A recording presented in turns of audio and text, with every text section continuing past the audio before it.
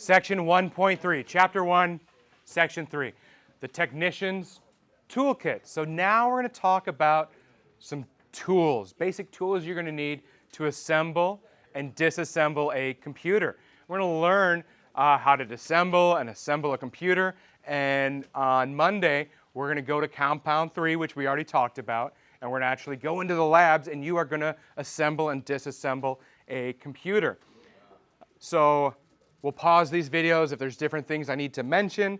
However, you're going to learn things like how to operate a screwdriver. There's different basic screwdrivers. There's Phillips and flathead. A flathead, of course, just has one flat side. Phillips across, right? And to tighten, we use the phrase righty tighty, turn right, lefty loosey, right? And think of a clock, right?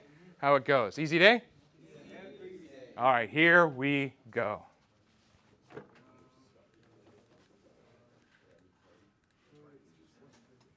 Hello, everyone.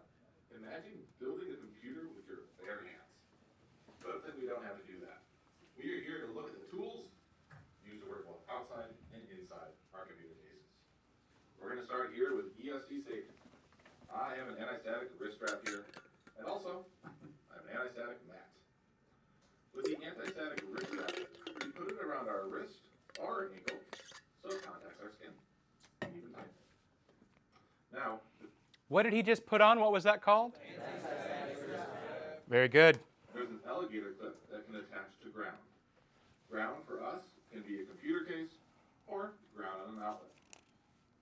The anti-static wrist strap alligator clip can also connect directly to our anti-static mat. And this will ground ourselves correctly with our workspace. Now, as we continue, sometimes you may find a computer that has not been touched or cleaned in what seems like a decade. For situations like this, you can use a cleaning tool such as a compressed air can. When you get into a computer, you find out that a lot of computers can be completely disgusting inside. Canned air like this can help us clean out the CPU heatsink, the CPU fan, the GPU heatsink and fan, and doing so allows us to keep our devices running cool without errors. So many problems with computers is because of heat issues, and a can of compressed air should always be in your toolkit. Let's continue with screwdrivers and magnetic tips.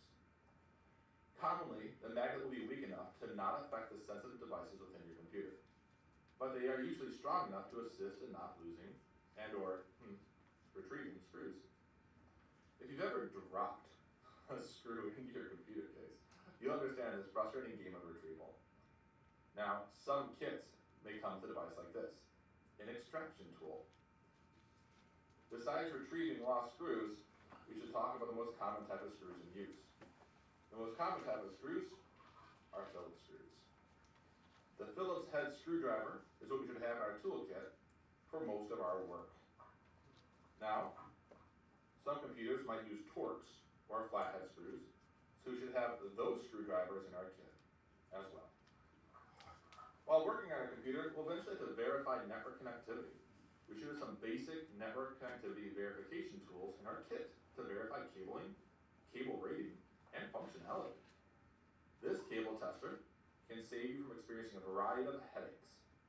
If a cable is bad, we should have tools like these crimpers over here that allow us to both cut and terminate cable. An organized storage case works wonders while working both inside and outside a computer case.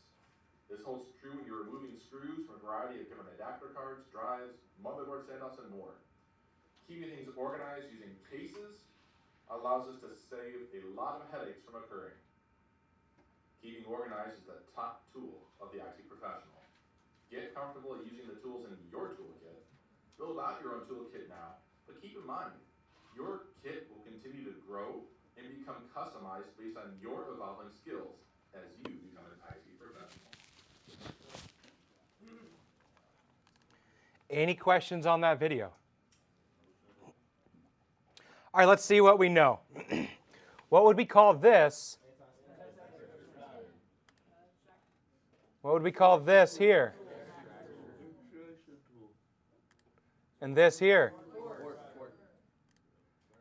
Here? And we're going to use these later next week when we make cables. And this here? Cable tester. Cable tester. That's right. Very good. Who ya? All right, now we're going to get into computer disassembly. Right? So each computer is going to be different. You may require different tools. That's why we learned about the different common tools. One of the first things you want to remove is the power supply, so everything can be de-energized. So let's look at computer disassembly.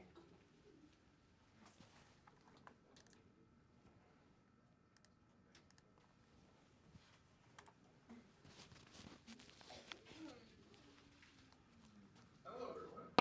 Can you believe it? We're here to disassemble a perfectly good and working computer. But that's how we learn. Now, that's how we're going to practice becoming the best IT professional. Let's get started on disassembly. To begin, I'm going to power off the computer. Then I'm going to disconnect the power cable from the power supply. Commonly, we like to depress the power button and hold it down for a little bit longer. That'll get rid of any excess power on the system. On the back of the computer, now we can remove all these video and audio cables, mice, and keyboard. Also, unplug my network cable as well. Network cable, mouse, keyboard. I can remove the audio cable, and then even my video connector. The computer is completely unplugged, and now we're going to lay it on its side, and we're going to get to the internals. Remove the mouse and keyboard to make it easy. When I get the computer on its side, I can remove the screw on the back. You can either do this by hand or use a screwdriver if you need. Then we can slide the case cover. We'll start again on the inside. With my case opened up and laying on its side, we can start with our hard drive. My solid state hard drive is mounted right here. We're going to zoom in on that and we're going to disassemble. First, what we're going to do is take off the SATA power connector, which is right here. We can safely pull that straight back and disconnect. Then we have the SATA data connector, which I can also pull and disconnect. At this time, I can now unscrew that hard drive and we can pull it right out of there. I'll take that corresponding screwdriver with the correct bit and we'll remove these screws that are holding it on.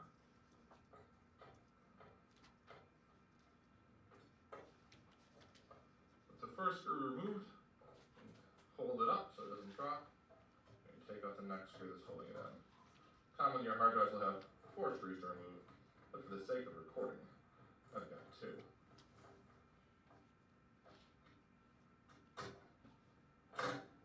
Hard drive is out, and the screw is removed. So at this point, we're going to continue on and the optical disk drive. The optical disk drive is up here at the top of my case, so we'll zoom in on that next, and we'll remove it. So let's continue on and remove this optical drive. Now this is the best that we're going to get in this tight space. We've got the power supply here. We've got the optical drive right next to it. So what we're going to do here is remove the SATA power connector from our optical drive, which is this one. I can grab it with my fingers right there and pop it out. And right behind that, we have the smaller SATA data connector. So I'm going to remove that as well. Just grabbing it, pulling it straight out as well. So the power of the data is now disconnected from this SATA optical disk drive. We've got a couple things to get it out though. Number one is I've got 2 screws, which you can see one here and one here, that we need to remove. So we'll remove those 2 screws. As we're removing these 2 screws, I want you to think about something. The power supply is right behind this optical drive. And we've got this optical drive that's screwed in. Which way is this optical drive going to go to get out of our case? Is it going to go back into the power supply, or are we going to pull this thing out the front? Now for us, we're not going to be screwing in our storage devices, our hard disk drives, our optical drives. We are not going to screw those in because students every day are disconnecting and connecting, right? So the only screws we're going to remove are to remove the power supply from the case. Easy day? Easy day. All right. That's the conversation you got to have when you work on these cases. So So for us, screws are out, optical drive is ready to go nowhere. What we're going to do is turn this case so the front is facing up, and we need to pop off the front plastic of our case. Let's do that next. So that optical drive needs to move. It's not going anywhere, it's not going back, and it's not going forward. So what we need to do is pop off the front plastic part of our case. I've got 3 of these over here, and there's 3 on the other side. I'll show you this. All I do is pull them up. If I pull them up, I can push that case forward, and I can pop off this front cover. And now, ding, the thing is popped off. What I can do is take this optical drive, and I'm going to push it from the back. Look at that. It's going to slide right out for me. Optical drive out. Let's continue on and go through more components of disassembly. So let's continue, and we're going to remove the power supply. In order to do this, we need to disconnect it from the motherboard. Up here at the top, you can see I have a 24-pin main power supply connector to my motherboard. Got that little lever right there. We're going to pull that back and pull this thing straight up off the motherboard. I'll get my hand in there, put my finger on that little lever, and then I'm going to grab it and pull straight up. Got it. There you go, with the lever and all. You can see that clip on there. What connector did you just remove? 24 pin, right? Well, that connects power to the motherboard. So it's 24 pins, or it could be 20 pin. Very good. Not done yet though, because if we take a closer look inside this case, we see that there's this other ATX CPU power connector. You may not have this on the board. It really does depend on your computer. So this one also has a little lever. This lever you can see right down over here. So let's zoom in on that, and we'll get this one removed as well. So we're zoomed in, you can see it better.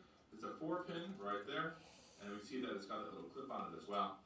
So I'm going to reach my hand in there, try not to obstruct the camera as best as possible, which is not easy because there's a very small space to work in here. And I'm going to grab that thing, I'm going to put my thumb on that lever and pull straight up, and we got it. That's the 4-pin. Now we saw that right, had that clip that he had to squeeze to put on, right? It can only be oriented one way, which means that it is keyed. Very good. So when you're disassembling, pay attention to which way it goes in so you can remember which way you removed it so you know which way it goes in. ATX CPU power connector gives us extra power to the board for our components. So we're good on the power disconnect, so we're going to zoom out a little bit and we're going to take out some adapter cards and finish off our disassembly. We've got one adapter card here, and that's our video card. And we're going to remove this thing. In order to remove it, what I need to do is take off this. What is this? This is going to be our mounting bracket. When I remove this mounting bracket, it will allow us to actually lift up and pull out this graphics card. So I'll take my screwdriver, and we're going to grab that screw on that mounting bracket. And we're going to unscrew it, like so. With that being unscrewed, which now is out, I can go ahead and I can just lift this off. And this secures any cards I have so they're not going to shift or be removed. So at this time I'm going to reach into that computer case, and my graphics card has a little lever on the bottom. This lever is very difficult to see, so we're going to do some camera movement here. So here's a better angle. We've got a diagonal view of this graphics card, and if we look closely down there, we'll try not to block the light as we get in the small space. There's this little black lever right here. And if I try to pull up on the card right now, like right here, and pull up, it's not going anywhere. So what I have to do is pull this lever out to the left, which is towards my little yellow wand there. Then I can lift straight up on the card, and it'll come out of the PCI slot that I have. So I'll reach in there, so you can see it. I'll pull that lever right there, pull it towards me, and lift the card straight up. Now it pops out. And you can see where the lever was actually holding onto, right down there, over here. Which comes in handy, so your card won't fall out of the slot. So we'll pull that card out, it's gone. So we'll continue onwards now, and we're going to work on that power supply. We may have already removed our power supply connectors off the motherboard, but it's time to remove the power supply from the case. In order to do this, I'm going to tilt my power supply up in the case, and we're going to take a look at a couple screws. So we've got screws of screw number 1, screw number 2, screw number 3, and screw number 4. And we need to take these out in order to get access to slide this power supply out of the case. And I think you can tell which way it's going to slide out. See how the metal of the case is? It's not going towards me. It's going to slide out into the case. So it's going into the case. So let's do this. I take my screwdriver and it's unscrewed.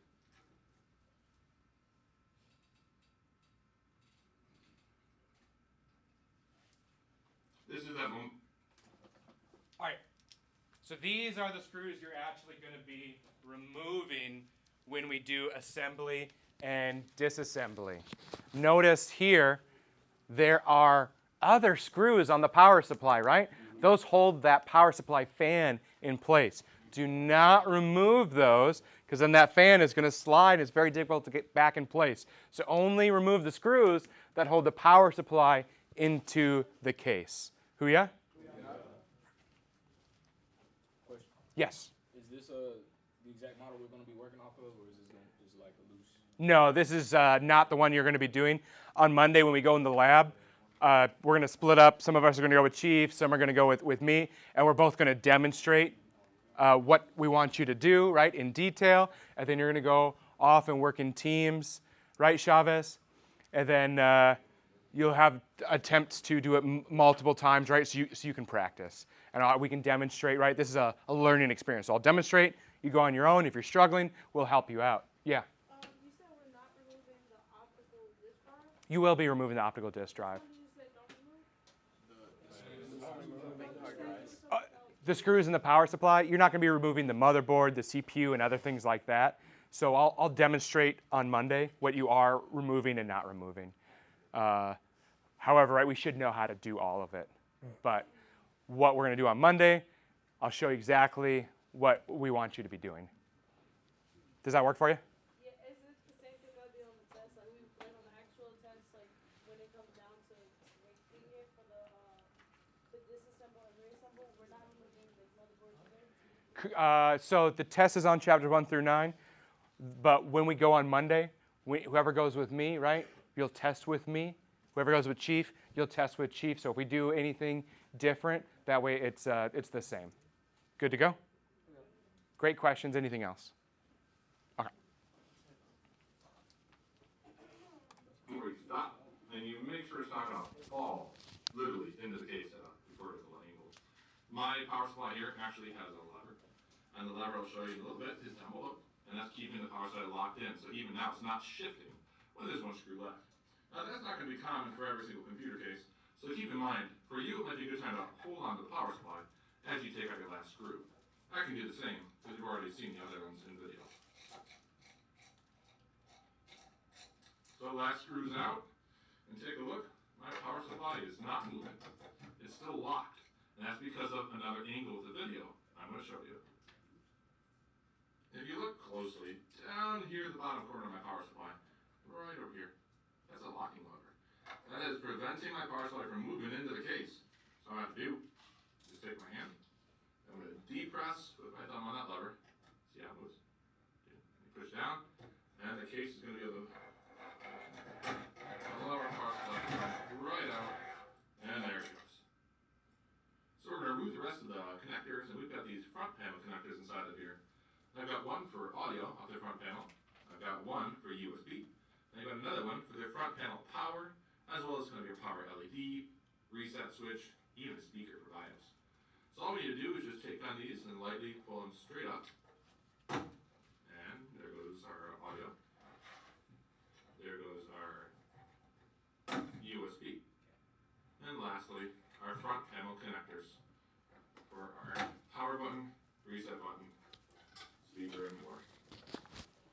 Next, we need to get the memory out, which is going to be our RAM, our random access memory, which are two memory chips here. You see them right here and right here. So we're going to zoom in on those. We're going to take a look at how to remove those from our computer case. Now that we've located and we've zoomed in on our two RAM modules, we're going to release the locking tabs on both of the memory modules on the motherboard, and that's on both sides. After that, we can gently lift each of these out of the motherboard slots, and we can place them on our anti-static mat for safety. So I'll go ahead and I'll pop the one locking lever. So you pull it down. Do on the other side, which is a small case. and I can lift that RAM module out and put it on our mat. And do the same thing for the second module, hold on the locking levers, and then lift that card right out. Awesome. At this time, we're finished with our disassembly. There's always more that we could take out, but due to the fragile nature of our remaining items, I've got a CPU with a CPU heatsink and fan, and I've got the motherboard itself with the case fans. This completes the disassembly of our computer tower. All right, does anyone have any questions on that video? Any questions on chapter 1? No? Okay, let's take a break and we'll start chapter 2. Let's be